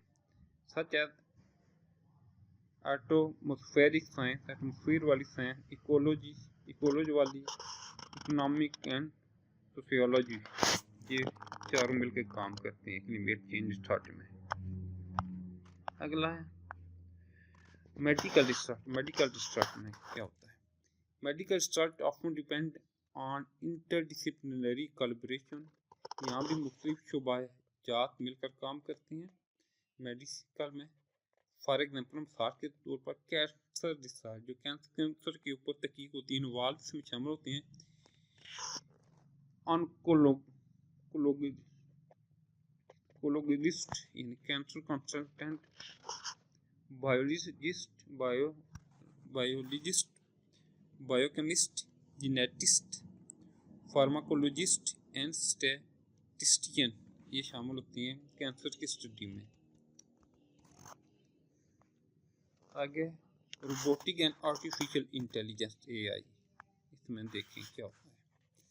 The field of robotic and AI, यानी कि artificial intelligence, is highly interdisciplinary, ये बहुत ज़्यादा एक दूसरे से मिला जुला है। इंटरडिसिप्लिनरी होती है, एक शोबे में मुख्तलिफ शोबे मिल के एक शोबे बनाते हैं। इट इन्वॉल्व, इसमें शामिल होते हैं computer science, engineering, mathematics, neuro science and psychology.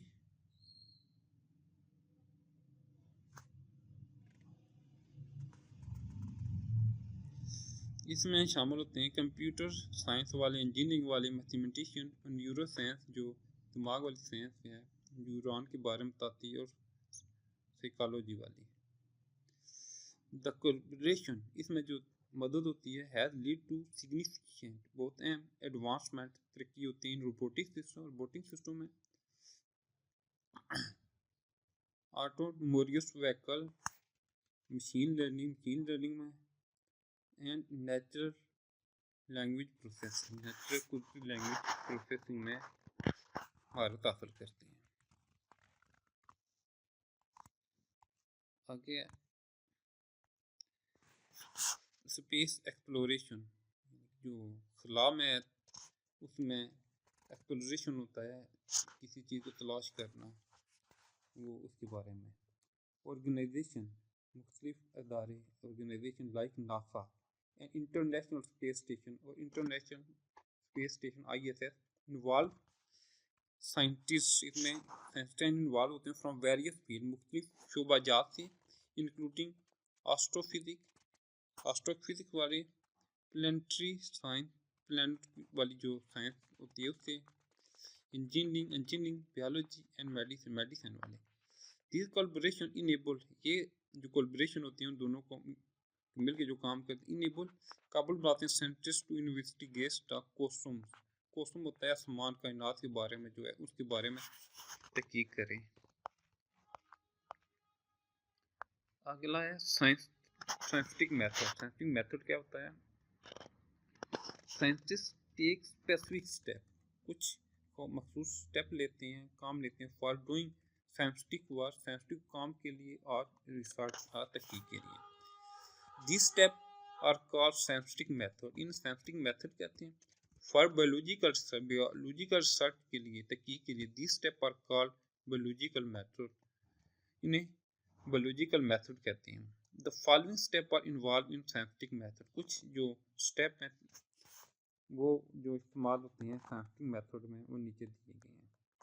पहला है रिकॉग्निशन ऑफ साइंटिफिक प्रॉब्लम, जो साइंटिफिक मसला है उससे पहले पहचान करना कि मसला क्या है। ऑब्जर्वेशन एक उनका मुशाहदात करना, फिर उसके ऊपर हाइपोथेसिस बनाना, फिर उसके बाद एक डिडक्शन होती है, फिर उसके बाद एक्सपेरिमेंट होता है, तजर्बात होते हैं, उसके बाद रिजल्ट तैयार किया जाता है। In all branches of science, new things are being discovered and old theories are modified or replaced with better ones.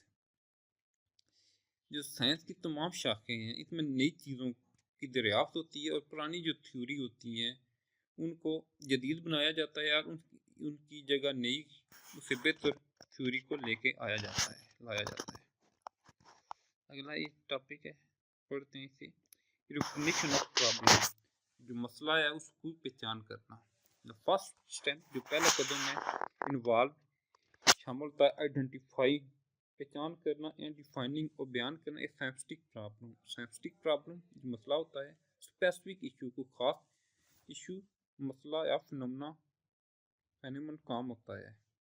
That scientist want to investigate, जो साइंसदान जिस पर तहकीक करना चाहते हैं। Third problem is either asked by someone, ये जो मसला होता है या किसी बंदे की सिर्फ पूछा जाता है, कोई भी हो सकता है, समवन कुछ भी हो सकता है, और कम इन बायोलॉजिस्ट माइंड बाय हिमसेल्फ, या खुद बायोलॉजिस्ट होते हैं उनके जहन में आता है। फॉर एग्जांपल, मिसाल के तौर पर, ये बायोलॉजिस्ट नोटिस करता है that plant in an area, कुछ plant in an area are growing taller than usual, कि कुछ इलाकों में जो पौधे हैं वो ज़्यादा लंबे हो रहे हैं आम तौर पर। ही डेवलप ए साइंटिफिक प्रॉब्लम, वो इसे एक साइंटिफिक प्रॉब्लम के तौर पर देखता है। क्या प्रॉब्लम होता है? व्हाट फैक्टर, कौन से वो फैक्टर्स हैं, अवामल हैं, और रिस्पॉन्सिबल जिसके बारे में रिस्पॉन्सिबल हैं for the increase growth of these plant, यानी कौन से अवामल हैं जिसकी वजह से उनकी जो पौधों की है कद हैं ग्रोथ से ज़्यादा जल्दी हो रही है। दिस प्रॉब्लम ये मसला become the starting point of scientific inquiry. तो ये मसला इसकी बुनियादी पॉइंट होता है, सही पॉइंट होता है उसे साइंटिफिक इंक्वायरी का यानी तहकीक का। अगला होता है ऑब्जर्वेशन। ऑब्जर्वेशन फिर मुशाहदात। Scientist make observation about a problem, उनके बारे में मिसाल के बाद जो मसला होता है साइंटिस्ट होते हैं उसके बारे में मुशाहदात करते हैं। They use 5 senses for making observation. जो 5 सेंसेस को जो इंसान के 5 हिस्से होती हैं उनसे वो ऑब्जर्वेशन करते हैं। 5 चीज़ कौन सी होती हैं इंसान के? देखता है, सुनता है, सूंघता है, चखता है, महसूस करता है। दे आल्सो रीड, वो मजीद पढ़ते हैं, स्टडी मुताला करने प्रीवियस रिसर्च जो पहले तहकीक हो चुकी होती हैं ऑन सम सेम इसी तरह के मसले पर और रिलेटिव प्रॉब्लम, और इसी तरह का कोई मसला होता है उस पर जो पहले रिसर्च हो चुकी होती है उसको पढ़ते हैं, उसका मुताला करते हैं। ऑब्जर्वेशन में भी क्वालिटेटिव और क्वांटिटेटिव। जो ऑब्जर्वेशन होती है वो क्वालिटेटिव होता है म्यारी, क्वांटिटेटिव होता है मिकदारी। मिकदारी भी हो सकती है, म्यारी भी हो सकती है।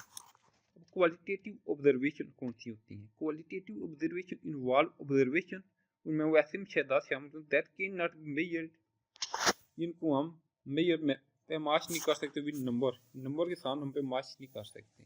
For example the colour and texture of flower. अब जो है जो दरख्तों का पौधों का जो रंग होता है और उसकी बनावट होती है, हम उसको नंबर में लिख नहीं सकते कि उस कितने उसका वो कलर था, कितने 5 कलर थे, 7 थे, या उसका बनावट कैसी, उसकी बनावट को भी बयान नहीं कर सकते, उनको नंबर में नहीं बयान कर सकते। तो ये से बोलते हैं क्वालिटेटिव। वो फिर क्वालिटी एक उसका रंग जो है कौन सा पौधे का है, सुर्ख है, सफेद है, प्लांट की बनावट किस तरह है, ये फिर क्वालिटी में बयान कर सकते हैं, कि क्वालिटी में आ जाती है। आगे क्वांटिटेटिव ऑब्जर्वेशन वो क्या होती है?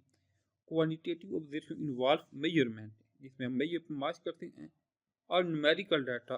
एक न्यूमेरिकल डाटा होता है गिनती वाला डाटा होता है दैट कैन बी एक्सप्रेस, जो बयान कर सकते हैं इन टर्म ऑफ क्वांटिटी, जिनको हम मिकदार की सूरत में बयान कर सकते हैं। For example the number of bird, परिंदों की तादाद इन ए ट्री, एक दरख्त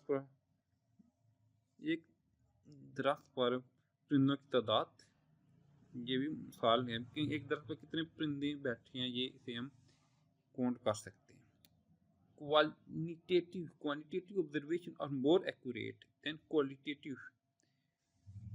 जो मिकदारी मुशाहदात होते हैं वो बहुत ज़्यादा सही होते हैं बजाय म्यारी मुशाहदात से, बिकॉज क्योंकि क्वांटिटेटिव ऑब्जर्वेशन आर इनवेरिएबल। जो क्वांटिटेटिव होते हैं म्यारी ऑब्जर्वेशन होती है इनवेरिएबल, उसमें तब्दीली नहीं होती। मेजरेबल काबल होते हैं पैमाश के, एंड कैन भी रिकॉर्ड, उनका रिकॉर्ड रखा जा सकता है इन टर्म ऑफ नंबरों की सूरत में उनका रिकॉर्ड रखा जाता है। आगे हाइपोथेसिस। हाइपोथेसिस क्या होती है? On the basis of observation, observation की जो मुशाहदात होते हैं उनकी बुनियाद पर साइंटिस्ट डेवलप बनाते हैं एक स्टेटमेंट, एक बयान बनाते हैं, कुछ लिखते हैं that may prove the answer of scientific problem under study, कि वो साबित कर सकें कि वो जो साइंसी मसला है उसका जवाब मुताले अंडर स्टडी यानी कि स्टडी में वो दे सकें। सच टेंटेटिव आंसर, इस जो आर्जी आंसर होता है ऑफ साइंटिफिक प्रॉब्लम इस कार हाइपोथेसिस, वो जो आर्जी देते हैं अभी अपने पास से कुछ अंदाजा लगा के उसे बोलते हैं hypothesis. Scientist make many hypothesis, वो मुख्तलिफ अंदाजे लगा सकते हैं, हाइपोथेसिस बना सकते हैं फॉर अ सिंगल प्रॉब्लम, एक सिंगल प्रॉब्लम के लिए, एक मसले के लिए। Hypothesis as following characteristic, hypothesis होता है इसकी कुछ खसूसियात होती हैं। पहले है it is a proposed statement to answer the problem. ये एक स्टेटमेंट होती है जिस आंसर का जो जवाब होता है प्रॉब्लम का, उसके बारे में एक प्रपोज की जाती है, तजवीज़ की जाती है स्टेटमेंट, उसके बारे में होती है। दूसरा, it is always match with available observation, उसको हमेशा उससे मुताबिक होना चाहिए जो हमें अवेलेबल मुशाहदात होते हैं। It can be tested through experiment, उसे तजर्बात के ज़रिए साबित चेक किया जा सके। This is always a way to disprove the hypothesis, एक रास्ता ये भी होना चाहिए कि हम उस हाइपोथेसिस को रिजेक्ट डिसप्रूव कर सकें, यानी साबित ना कर सकें, उसका भी रास्ता होना चाहिए। Information is also gathered by reading book, जो मालूमात हैं वो किताबों के मुताले से हासिल की जाती हैं। इट हेल्प्स, ये मदद करती है टू अंडरस्टैंड एग्जिस्टिंग नॉलेज, जो मौजूदा इल्म है उसको समझने में मदद देती हैं। एंड फॉर्मुलेट ए हाइपोथेसिस, और एक हाइपोथेसिस बनाने की मदद देती हैं। आगे डिडक्शन, डिडक्शन क्या होती है? Scientist develop logical result from their hypothesis, hypothesis से साइंटिस्ट एक लॉजिकल रिजल्ट यानी कि अक्ल को तस्लीम करने वाला एक नतीजा बनाते हैं, नताइज अखद करते हैं। सच लॉजिकल रिजल्ट, ऐसे लॉजिकल नताइज को of hypothesis are called deduction, deduction कहते हैं। यूजुअली आमतौर पर deduction follow the pattern of if and then, if then statement. जो डिडक्शन होती है वो इफ देन स्टेटमेंट को फॉलो करती है, उनके पीछे चलती है। Scientist major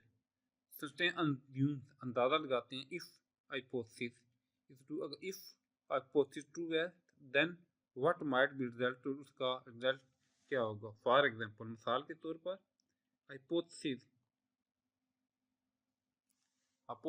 deep discoloration and stunt growth in a plant are caused by deficiency of iron in soil, जो पौधों की डिस्कलरेशन है, उनको जो रंग है वो ख़राब है और स्टंट उनकी ग्रोथ रुकी हुई है इन प्लांट, एक पौधे की, ये होती है उन मिट्टी में आयरन की डिफिशिएंसी, कमी की वजह से होता है।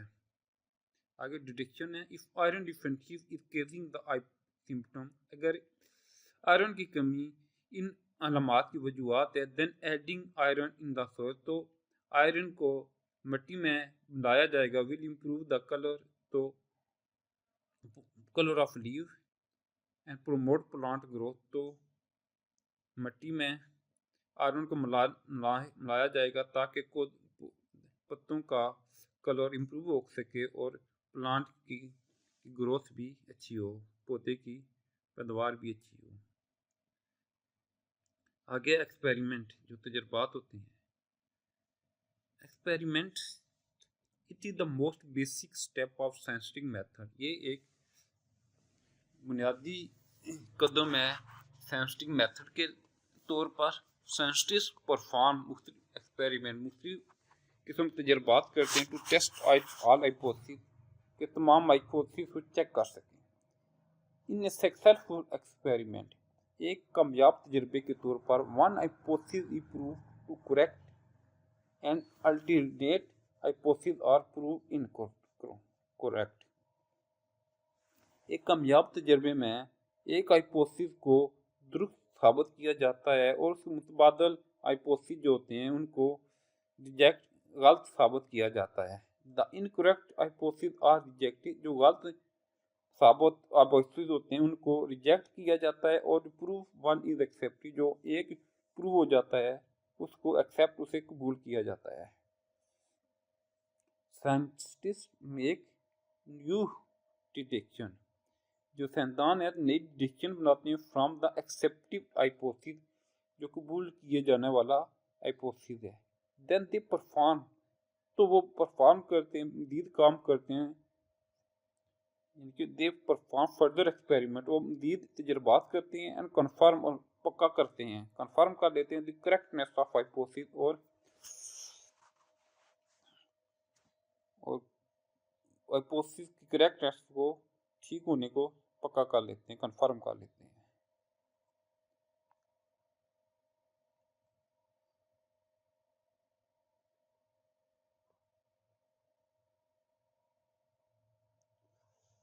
Experimental group and control group, ये क्या होता है? व्हेन साइंटिस्ट डू एक्सपेरिमेंट, जब साइंसदान कुछ तजर्बात करते हैं, दे अरेंज टू सेटिंग, वो दो सेटिंग इस्तेमाल करते हैं। One is called experimental group, एक को एक्सपेरिमेंटल ग्रुप कहते हैं, अदर इज कॉल्ड कंट्रोल, को दूसरे को कंट्रोल ग्रुप कहते हैं। For example, you want to do experiment to test the necessity of carbon dioxide for photosynthesis। मिसाल के तौर पर आप चाहते हैं कि एक ऐसा तजर्बा करें, वो चेक करें कि कार्बन डाइऑक्साइड फोटोसिंथेसिस के लिए ज़रूरी है, यानी कि पौधा जो अपनी खुराक तैयार करता है रोशनी की, उसमें कार्बन डाइऑक्साइड ज़रूरी है नहीं। यू विल अरेंज, आप अरेंज करें टू सिमिलर प्लांट, आप दो एक जैसे पौधे लेके आएंगे। You will not provide carbon dioxide to one plant, एक जो पौधा है आप उसे कार्बन डाइऑक्साइड नहीं देंगे, उसे एक्सपेरिमेंटल ग्रुप होगा। वाइल इसी दौरान you will provide carbon dioxide to other plant, तो जो दूसरा पौधा है आप उसे कंट्रोल ग्रुप, आप उसे कार्बन डाइऑक्साइड देंगे। The necessity of carbon dioxide will prove, carbon dioxide की मौजूदगी साबित करेगी when photosynthesis does not occur in experimental group but occur in control group। Carbon dioxide की मौजूदगी ये साबित करेगी कि फोटोसिंथेसिस का अमल है वो एक्सपेरिमेंटल ग्रुप पे तो वकूफ़ पज़ीर नहीं हुआ, लेकिन कंट्रोल ग्रुप में वो वकूफ़ पज़ीर हुआ है। Result, scientist gather data from their experiment, साइंसदान अपने डाटा तजर्बात से डाटा इकट्ठा करते हैं, जो उसने तजर्बात किए होते हैं उनसे डाटा इकट्ठा करते हैं। They use statistical analysis and graph, वो स्टैटिस्टिकल एनालिसिस एंड ग्राफ, वो स्टैटिस्टिकल तजज़िया करते हैं और ग्राफ इस्तेमाल करते हैं टू समराइज द रिजल्ट को समराइज करने के लिए। साइंसदान स्टैटिस्टिकल एनालिसिस और ग्राफ को रिजल्ट को समराइज करने के लिए इस्तेमाल करते हैं। Scientists also include a list of all references in the summary to acknowledge the source of information। साइंसदान एक लिस्ट बनाते हैं कि जिसमें तमाम हवालाजात को एक समरी में लिखा जाता है ताकि जो इंफॉर्मेशन की तरह हैं उनको तस्लीम किया जा सके। Scientist publish there finding in scientific journal and books, biologist अपने हासिल करदा नताइज को साइंसी रसाला या किताब में शाया करवाते हैं। They also share the finding with scientist, वो अपने हासिल करदा नताइज को दूसरे साइंसदानों के साथ शेयर करते हैं। फॉर दिस पर्पज, इस मकसद के लिए they create a scientific report, वो एक साइंटिफिक रिपोर्ट तैयार करते हैं और गिन presentation in national and international meeting and seminar, तो वो एक प्रेजेंटेशन देते हैं जो कौमी और बैनुल अक़वामी मीटिंग और सेमिनार होते हैं उनमें देते हैं। अगला टॉपिक है थ्योरी एंड लॉ प्रिंसिपल, क्या होता है? When experiment proved A hypothesis correct, जब एक तजर्बात प्रूव करते हैं कि हाइपोथेसिस ठीक है, scientist use such hypothesis for making further hypothesis, तो साइंसदान इस हाइपोथेसिस को मज़ीद हाइपोथेसिस बनाने के लिए इस्तेमाल करते हैं। When new hypothesis are again proved by experiment, जब नया हाइपोथेसिस दोबारा प्रूव किया जाता है तजर्बात से, the original hypothesis become a theory, तो वो जो ओरिजिनल हाइपोथेसिस होता है वो एक थ्योरी बन जाता है। Theory is supported by extensive evidence and repeated validated bye multiple researcher, जो थ्योरी होती है उससे सपोर्ट मिलती है जो नाकाबिल तरदीद एविडेंस होते हैं और is repeatedly validated bye multiple researcher और वैलिड किया जाता है बहुत से रिसर्चर की तरफ से।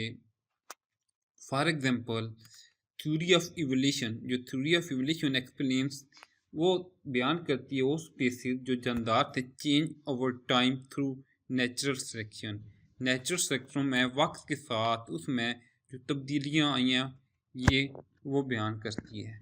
Scientist keep on testing the theories by doing experiment. साइंसदान जारी रखते हैं थ्योरी को चेक करना, एक्सपेरिमेंट करते हैं, थ्योरी को चेक करने के लिए वो जारी रखते हैं। दे ट्राई, कोशिश करते हैं, देयर बेस्ट, देर अच्छी कोशिश करते हैं, to prove the theory, to disprove the theory.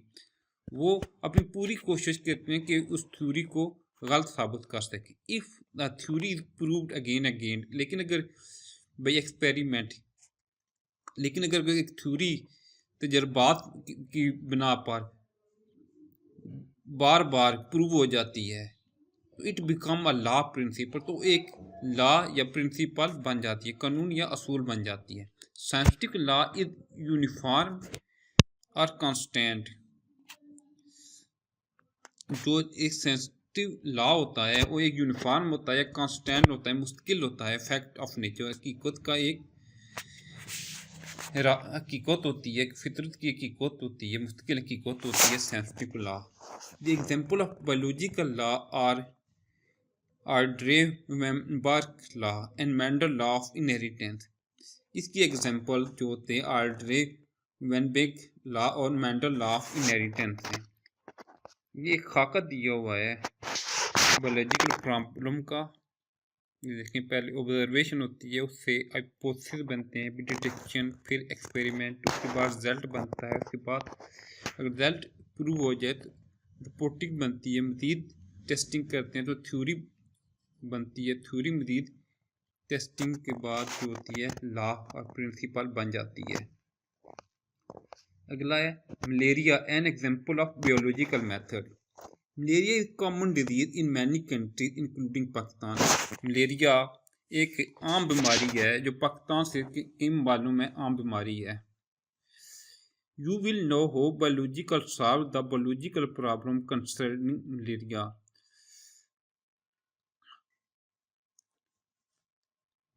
हम जानते हैं, आप जानेंगे कि किस तरह biologist solve the biological problem concerning malaria के किस तरह बायोलॉजी ने इसके मतलब बायोलॉजिकल प्रॉब्लम को सॉल्व किया।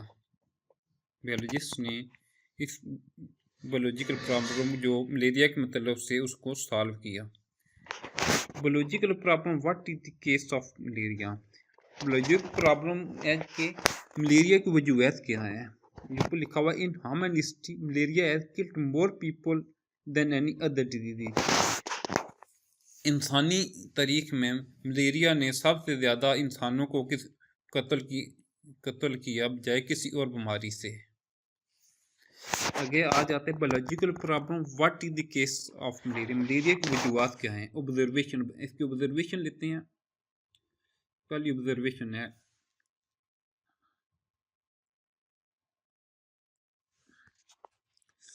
The disease are known to be physician of the ancient time more than 2000 year ago.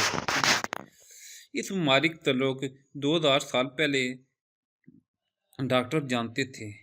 In the last part of 19th century there were 4 major observations about malaria। तो 19वीं सदी में 4 मुशाहदात malaria के मतलब आए। पहला था malaria and marshy areas have the some relation. Malaria दलदली इलाकों का कुछ तल्लुक मौजूद है। दूसरा है quinine is effective drug for treating malaria. Malaria के इलाज के लिए कानून मसर दवा है। तीसरा है drinking the water of marshy areas does not cause malaria. दलदली इलाकों का खड़ा हुआ पानी पीने से मलेरिया नहीं होता। अगला है Plasmodium was seen in the blood of malarial patient। Malaria में मुब्तला मरीजों के खून में प्लाज्मोडियम देखे गए हैं।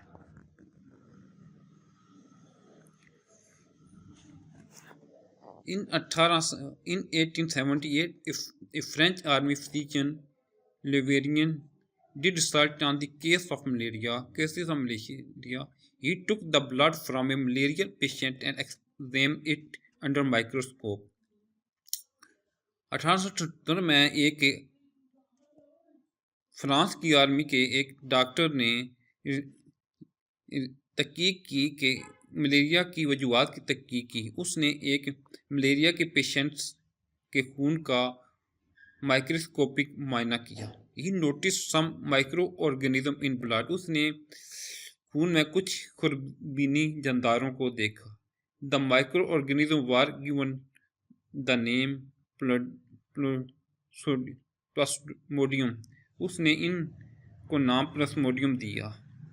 आगे हाइपोथेसिस।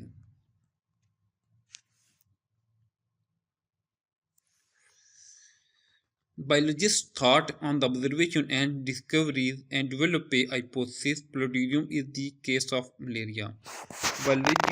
बायोलॉजिस्ट है, उन्होंने सोचा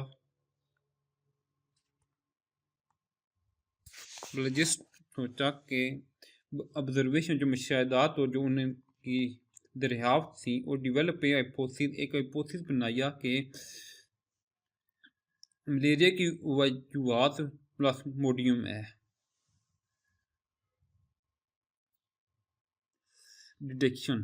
दे डेवलप ए लॉजिकल रिजल्ट। उन्होंने एक लॉजिकल रिजल्ट यानी डिटेक्शन बनाया, डेवलप किया by taking the hypothesis as a true.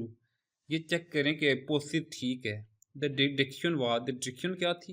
If plasmodium is the case of malaria. क्या अगर प्लाज्मोडियम मलेरिया की वजह है, then all malaria patient should be have a plasmodium in their blood. तो तमाम मलेरिया के जो मरीज हैं उनके खून में प्लाज्मोडियम होना चाहिए। Experiment and result. जो तजर्बात हैं उनके रिजल्ट क्या हैं?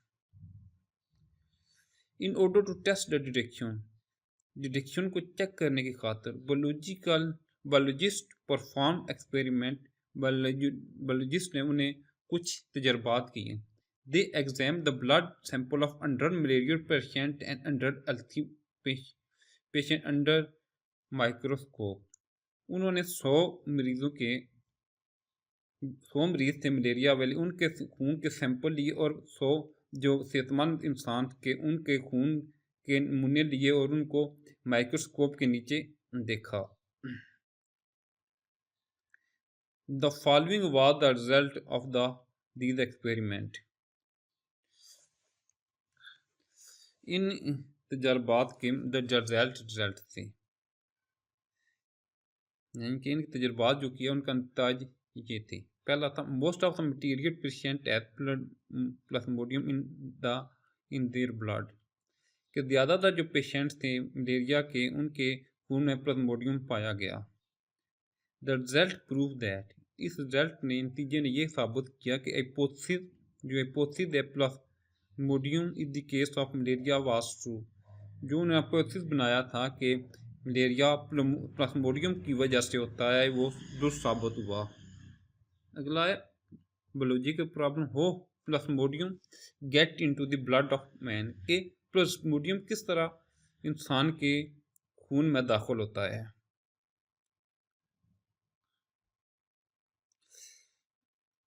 आगे the next biological problem was to learn how plasmodium get into blood of man.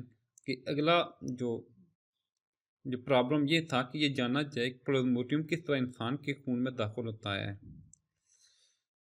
The biologist were having following observation. इस प्रॉब्लम के लिए बायोलॉजिस्ट ने दर्ज झैल मुशाहिदात किए। पहला था malaria associated with marshes. Malaria का तल्लुक दलदली इलाकों से है। दूसरा था drinking water of marshes did not cause malaria. दलदली जगहों का पानी पीने से मलेरिया नहीं होता। When biologists considered these observations, they thought that Plasmodium was not in the merged water. इन मुशाहदात की बिना पर यह नतीजा निकाला गया, यानी जब बायोलॉजिस्ट थे उन्होंने सोचा कि इन मुशाहदात की बिना पर कि जो प्लाज्मोडियम होता है वो दलदली पानी में नहीं पाया जाता।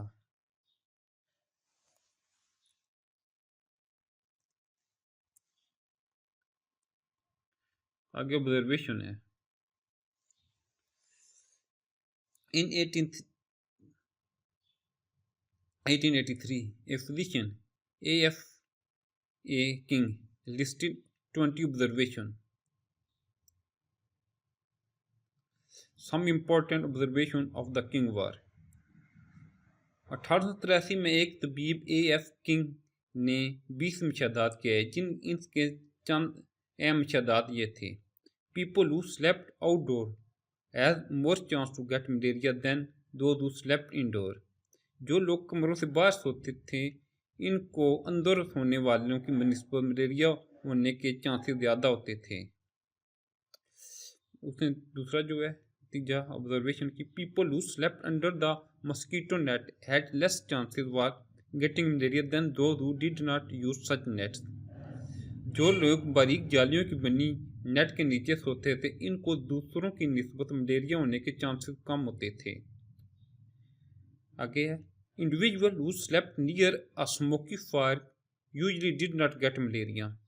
वो अफराद जो धुएं के करीब सोते थे आमतौर पर मलेरिया में मुब्तला नहीं होते थे। Hypothesis on the basis of these observation king suggested hypothesis. King ने एक हाइपोथेसिस सजेस्ट तजवीज़ किया mosquito transmit plasmodium and so they are involved in the spread of malaria। उसने तजवीज़ दी कि जो प्लाज्मोडियम है उसकी दाखिल करने में और मलेरिया के फैलाने में मच्छरों की इन्वॉल्वमेंट है। लेकिन मच्छर प्लाज्मोडियम को मुंतकिल करते हैं इसलिए मलेरिया के फैलाव के जिम्मेदार हैं।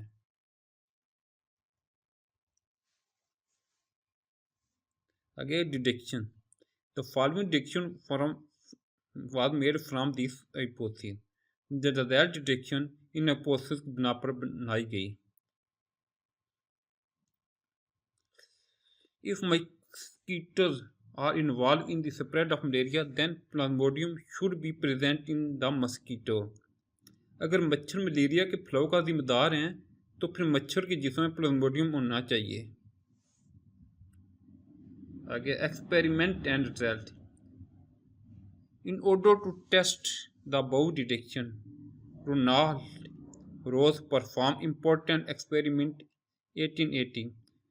ऊपर वाले जो डिडक्शन है उसको टेस्ट करने के लिए एक साइंसदान था रोनाल्ड रोज, उसने कुछ तजर्बात 1980 में किए। ये वाद ब्रिटिश आर्मी फिजिशियन, ये एक ब्रिटिश आर्मी का डॉक्टर था, वो वाज वर्किंग इन इंडिया, जो इंडिया में काम कर रहा था। He allowed a female Anopheles mosquito to bite a malaria patient।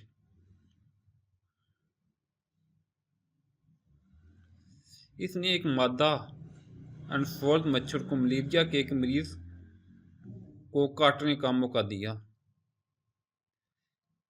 He killed this mosquito and found Plasmodium multiplying in its stomach। इसने मच्छर को मार दिया, देखा प्लाज्मोडियम इसके मैदे में तकसीम होकर बड़ी तादाद बढ़ा रहे थे, यानी कि उसमें तकसीम होकर उसकी प्लाज्मोडियम की तादाद ज़्यादा हो रही थी।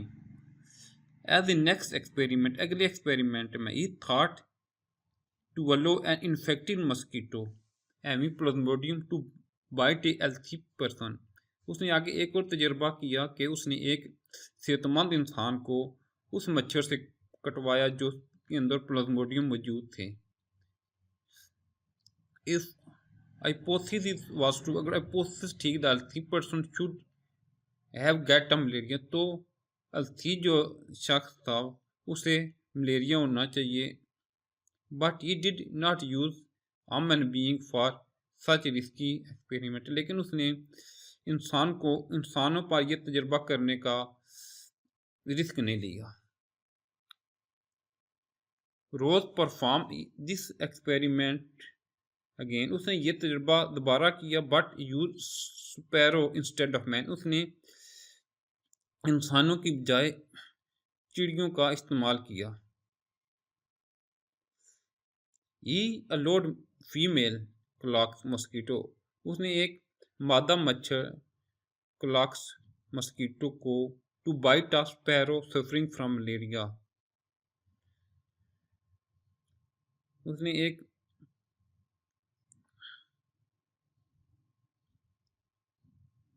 एक मच्छर फीमेल मच्छर थी जिसे इसने मादा क्लैक्स मच्छरों से मलेरिया में मुब्तला चिड़ियों को कटवाया।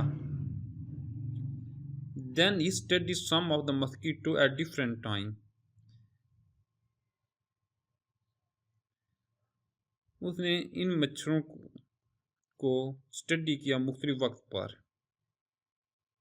He found that, उसे मालूम हुआ Plasmodium multiplied in the walls of mosquito stomach and then moved into its salivary gland, कि इसमें उसे मालूम हुआ कि जो प्लाज्मोडियम होते हैं वो मस्कीटो की मैदे की दीवारों पर तकसीम होकर ज़्यादा होते हैं और फिर वो उसके यानी थूक वाले ग्लैंड होते हैं उनमें आ जाते हैं। ये allowed some infected mosquito to bite healthy sparrow, उसने कुछ इन्फेक्टिव बीमार मस्कीटो को सेहतमंद चिड़ियों को काटने का मौका दिया। Ross found that some healthy sparrow got malaria, उसे देखा कि कुछ जो सेहतमंद चिड़ियाँ थीं उन्हें मलेरिया हो गया। व्हेन ही एग्जामिन्ड, उसने मुआयना किया the blood of these sparrow, जब उसने इन चिड़ियों के खून का मुआयना किया, he found many Plasmodium in it, उसमें उसे बहुत ज़्यादा प्लाज्मोडियम पाया गया। So it prove the hypothesis, तो ये हाइपोथेसिस को प्रूव करता है कि मस्कीटो ट्रांसमिट प्लाज्मोडियम, के जो मच्छर होते हैं वो प्लाज्मोडियम दाखिल करते हैं, मुंतकिल करते हैं। So mosquito are involve in the spread of malaria, तो जो मच्छर होते हैं वो मलेरिया के फैलाव का सबब बनते हैं। एक्सपेरिमेंटल ह्यूमन बीइंग, इंसानों पर तजर्बात। In the end experiment were perform on human being to test this hypothesis, इसके बाद इंसानों पर तजर्बा किया गया। इन 1898 1998 में Italian biologist allow an influenza mosquito to bite a malarial patient, उसने एक मच्छर को एक मलेरिया के पेशेंट को कटवाया यानी कि काटा। The infecting mosquito was then allowed to bite a healthy patient, फिर उसने एक मस्कीटो जिसके अंदर प्लाज्मोडियम से एक सेहतमंद इंसान को काटा। The person later become ill with malaria, जो वो सेहतमंद पर्सन था वो कुछ अरसे के बाद मलेरिया में मुब्तला हो गया। इन दिस वे, इस तरीके से वी आर कन्फर्म, हमें यकीन हो गया दैट मस्कीटो ट्रांसमिट प्लाज्मोडियम, के मस्कीटो जो होते हैं मच्छर होते हैं प्लाज्मोडियम मुंतकिल करते हैं, and so are involve in spread of malaria, तो वो मलेरिया के फैलाव के जिम्मेदार हैं।